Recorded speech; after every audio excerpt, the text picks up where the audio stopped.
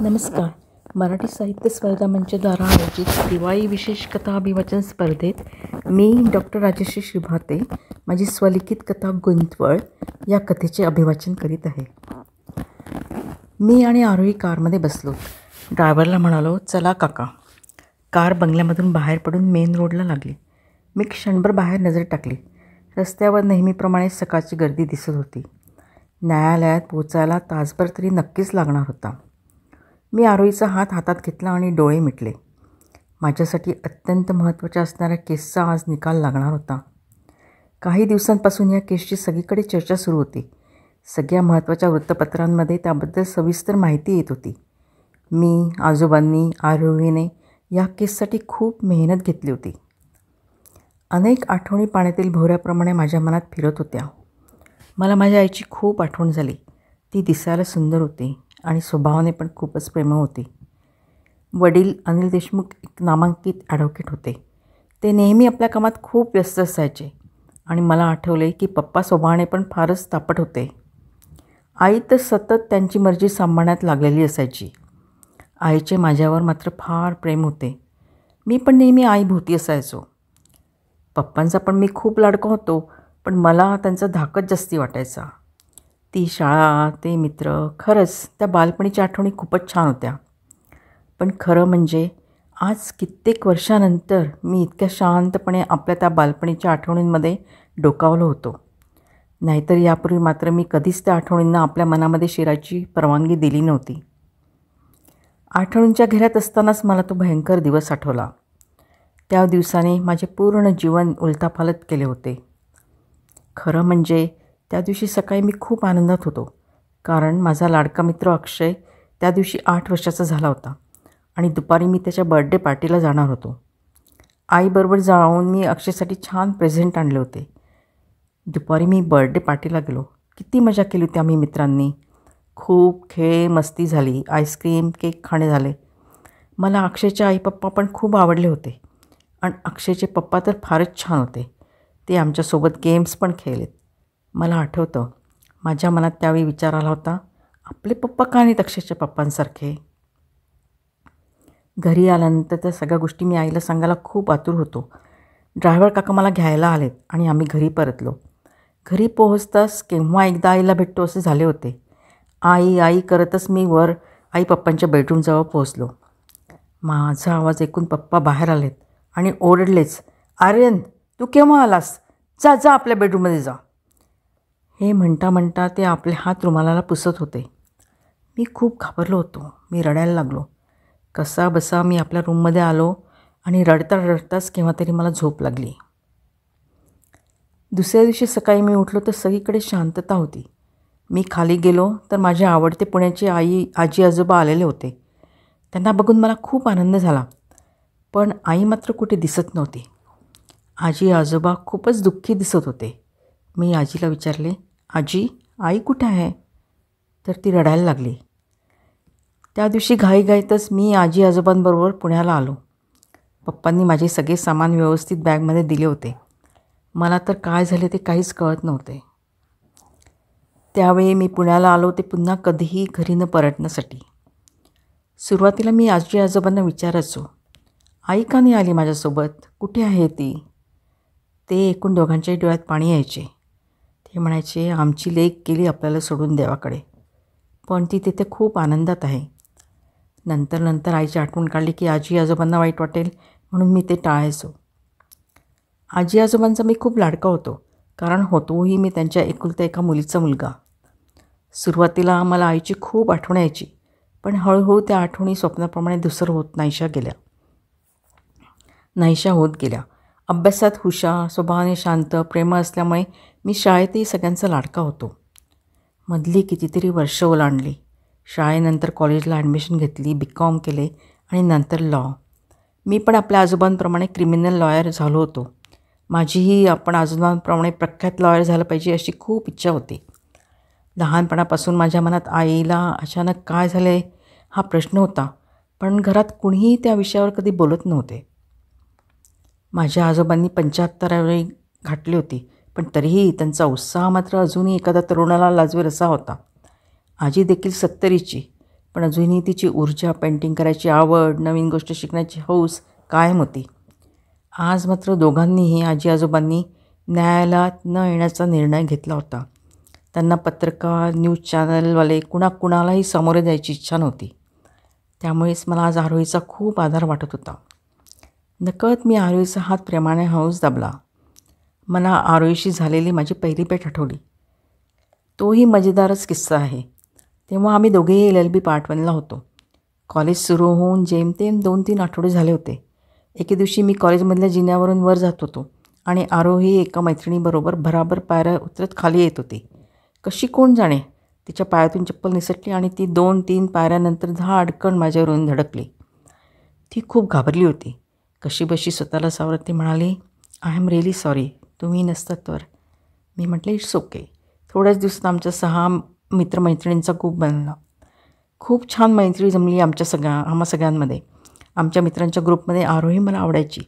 आमच्या आवडीनिवडी पण खूप सारख्या होत्या. आम्हाला दोघांनाही वाचन, नाटक, सिनेमा, प्रवास या गोष्टींची आवड होती. आमची खूप छान मैत्री जमली आणि मैत्रीचे रूपांतर केव्हा प्रेमात झाले ते आम्हाला दोघांनाही कळले नाही. मी LLB केली आणि त्यानंतर LLM. आरोहीने पण LLM केले आणि ती एक हुशार लॉयर म्हणून प्रॅक्टिस करत होती. आरोही स्वभावाने पण खूप समजूतदार आणि प्रेमळ मुलगी होती. आजी आजोबांची तर ती फार लाडकी होती. आरोहीचे आई वडील दोघेही डॉक्टर होते आणि त्यांचे स्वतःचे हॉस्पिटल होते. आरोही त्यांची एकुलती एक मुलगी. आरोहीच्या आईवडिलांची माझ्यावर पण खूप माया होती. मी आणि आरोही आम्ही लवकरच लग्न करणार होतो. आजोबांसोबत मी नेहमीच वेगवेगळ्या केसेस डिस्कस करायचो. एक दिवस एका केसवरचा काही मुद्दा आम्ही डिस्कस करत असताना आजोबा म्हणाले, "मी माझी काही पुस्तके रिटायर्ड झाल्यानंतर लायब्ररीला दिलीत, पण आपल्या ऑफिसमध्ये तुझ्या वडिलांकडून आलेली पुस्तके एका डब्यात आहेत. त्यात व्हॉल्यूम नंबर 115 शोध. त्यामध्ये तुला अशा प्रकारच्या केसचा रेफरन्स मिळेल." त्या दिवशी जेवण आटोपल्यानंतर मी ऑफिसमध्ये गेलो. तेथे एका डब्यात काही पुस्तकं होती. त्यातून मी व्हॉल्यूम 115 शोधला आणि खुर्चीत येऊन तो मी बघायला लागलो. मी पुस्तक उघडले आणि त्यात मला एक रुमाल दिसला. त्यावर वाळलेल्या रक्ताचे डाग होते.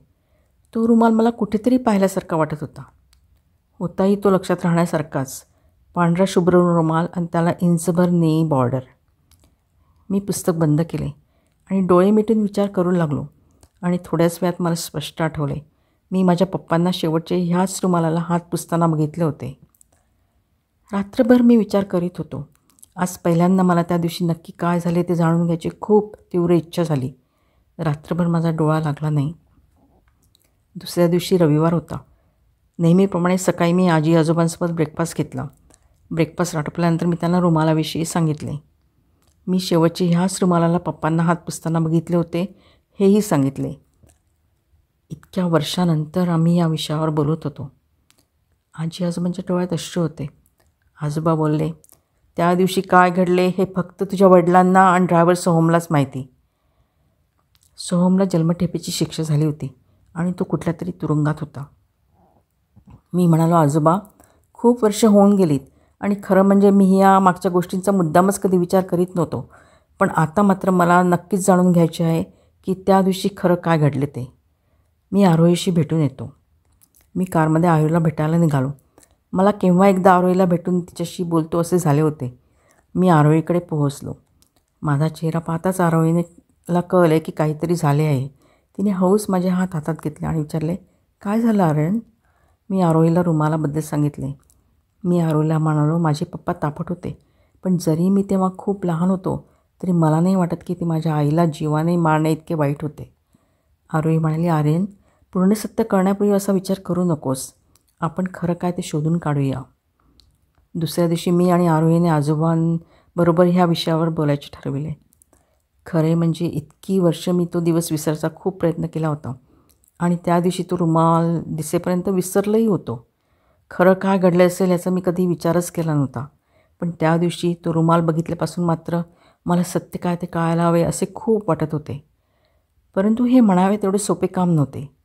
कारण मी आजी आजोबांकडे आल्यापासून माझे पप्पा मला भेटायला कधीच आले नव्हते. आजोबा मात्र पप्पांना 1-2दा भेटून आले होते आणि येताना पप्पांनी माझ्यासाठी दिलेला खाऊ आणि खेळणी आणली होती. पण लगेच 1-1.5 वर्षातच पप्पा हार्ट अटॅकने गेले होते. मी आणि आरोहीने आजोबांशी डिस्कस केल्यानंतर आजोबांनी रुमालाचा नवीन पुरावा मिळाल्यामुळे पुन्हा ही केस कोर्टात दाखल करायचे ठरविले. आम्ही 3 वकील मिळून ह्या केसची तयारी करणार होतो. शिवाय आजोबांनी ही केस लढण्यासाठी एक खूप हुशार क्रिमिनल लॉयर ॲडव्होकेट मानकरनं पण अपॉइंट केले होते. गेल्या 15-16 वर्षात टेक्नॉलॉजीने बरीच प्रगती केली होती. त्यामुळे त्या रुमालावरचे बोटांचे ठसे, रक्ताचे डाग बरंच काही सांगणार होते. सोहम काकांना शोधून काढणे महत्त्वाचे होते. ॲडव्होकेट मानकरांनी प्रयत्न करून सोहम काका नागपूरच्या जेलमध्ये आहे हे शोधून काढले होते. मी आणि आजोबांनी सोहम काकांना भेटायचे ठरवले. आम्ही नागपूरमधल्या जेलरना फोन करून सोहम काकांना भेटण्याची वेळ ठरविली. 2 दिवसानंतर आमची भेट घडून आली. मध्ये बराच काळ लोटला होता तरीही मी सोहम काकांना ओळखले. पण लहानशा आर्यनचा आता एक उंचापुरा तरुण झालेला आर्यन मात्र सोहम काकांना ओळखू येणे शक्यच नव्हते. मला आणि आजोबांना बघून सोहम काका खूप भावनावश झाले होते. आजोबांनी बोलायला सुरुवात केली. ते म्हणाले, सोहम, आम्हाला त्या दिवशी खरोखर काय घडले ते कळावं अशी खूप इच्छा आहे. सोहम काका रडायला लागले आणि म्हणाले, माझे साहेब आज जिवंत असते तर मी कधीही शब्दानेही बोललो नसतो. पण आता मात्र मी तुम्हाला त्या दिवशी काय घडले ते सगळे खरे सांगणार आहे. सोहम काकांनी जे सांगितले ते ऐकून मी आणि आजोबा खरंच अचंबित झालो होतो. आम्हाला मोठा धक्का बसला होता. न्यायालयात रुमालाच्या टेस्टचे रिझल्ट सांगितले गेलेत. पोलिसांकडे पूर्वीपासूनच पप्पांच्या बोटाचे ठशाचे आणि आईच्या रक्ताचे रेकॉर्ड्स होते आणि आता नवीन टेक्नॉलॉजीमुळे हे सिद्ध झाले होते की रुमालावर ॲडव्होकेट अनिल देशमुखांच्या बोटांचे ठसे होते आणि रक्ताचे डाग होते मिसेस देशमुखांच्या रक्ताचे. दुसऱ्या दिवशी सोहम काकांची साक्ष झाली. ॲडव्होकेट मानकरांनी सोहम काकांना म्हटले, तुम्ही त्या दिवशी जे काही झाले ते सविस्तरपणे सांगा. सोहम काका सांगू लागले, माझे साहेब स्वभावाने तापट होते पण एक चांगले मनुष्य होते. खूप चांगले मालक होते. त्यांचे माझ्यावर खूप उपकार आहेत. मी त्यांचे उपकार कधीही फेडू शकणार नाही. ते पुढे सांगायला लागले, त्या दिवशी मी आर्यन बाबाला त्यांच्या मित्राकडे बर्थडे पार्टीसाठी घेऊन गेलो होतो. तिकडून परत आल्यानंतर मी साहेबांना घेऊन क्लबमध्ये जाणार होतो. मी आर्यन बाबाला घेऊन घरी परत आल्यानंतर गाडी पुसली आणि साहेबांना बोलवण्यासाठी वर गेलो. साहेब त्यांच्या बेडरूममध्ये होते. त्यांनी मला आत बोलवले आणि मी जे बघितले ते पाहून मी घाबरून गेलो. साहेब जमिनीवर बसले होते आणि बाजूलाच रक्ताच्या थाळ्यात बाईसाहेब होत्या. त्यांच्या छातीतून रक्त आलेले होते. साहेब म्हणाले, सोहम, माझ्या हातून खूप मोठी चूक झाली आहे. मी सफरचंद कापत होतो आणि मागून सुहास आली. ती म्हणाली, मी लॉकरची किल्ली कुठे ठेवली ते मला आठवत नाही आहे. मला खूपच राग आला कारण मला लॉकरमधून माझी महत्त्वाची कागदपत्र काढायची होती. मी अशी कशी वेंधळी तू म्हणून जोराने मागे वळून बघितले आणि सुहास माझ्या अगदी मागे असल्यामुळे माझ्या हातातला चाकू सरळ तिच्या छातीत गेला. चाकू नवीन असल्यामुळे चांगलाच धारदार होता. खूप रक्त व्हायला लागले आणि श्वास खाली पडली. मी घाबरून गेलो. मला काही सुचत नाही आहे. आता तर तिचा श्वास पण बंद झाला आहे. काय घडले हे माझ्या हातून? सोहम, मी माझ्या सुहासला मारले. आणि साहेब रडायला लागले. मला काय करावं काय बोलावं ते समजत नव्हतं. मी त्यांच्या बाजूला बसलो. थोड्या वेळाने साहेब म्हणाले, सोहम, एवढ्यातच तुम्हाला सांगितलं होते की तुझ्या 2 वर्षाच्या मुलीला कॅन्सर आहे आणि डॉक्टर म्हणतात की ती एखाद वेळी वाचू शकेल पण ट्रीटमेंटसाठी खूप खर्च लागेल. मी बोललो, हो साहेब, माझी छकुली कॅन्सरने आजारी आहे. साहेब म्हणाले, सोहम, तू माझ्यावर एक उपकार करशील. मी तुझ्या मुलीला ट्रीटमेंटचा पूर्ण खर्च करीन आणि तुझ्या फॅमिलीला पण काहीही कमी पडू देणार नाही.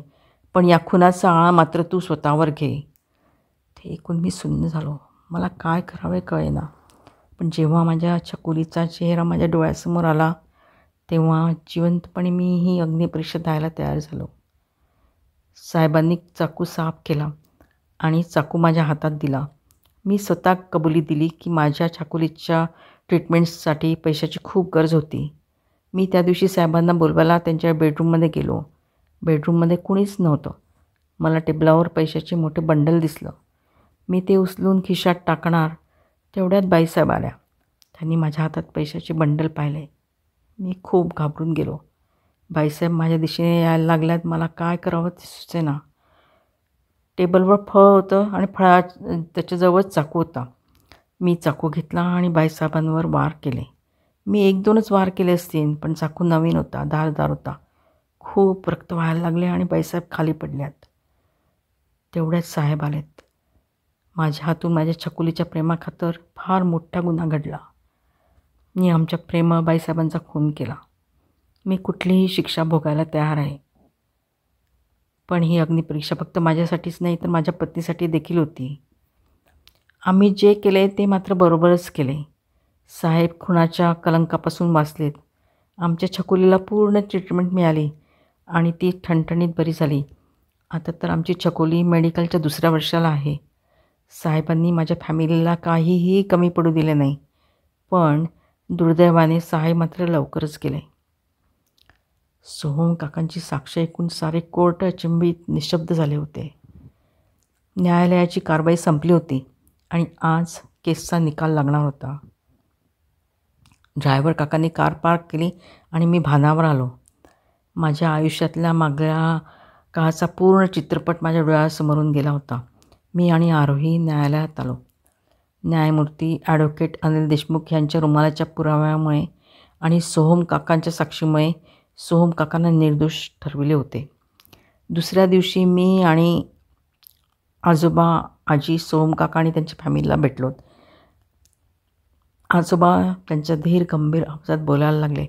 ते म्हणाले, सोहम, जे झाले ते फार वाईट झाले, पण तू निरपराध आहेस. तुझी आणि तुझ्या पत्नीची अग्निपरीक्षा आता संपली. तुझ्यावरचा कलंक गेला. तू आता तुझी पत्नी, मुलीसह सुखात जीवन घालव.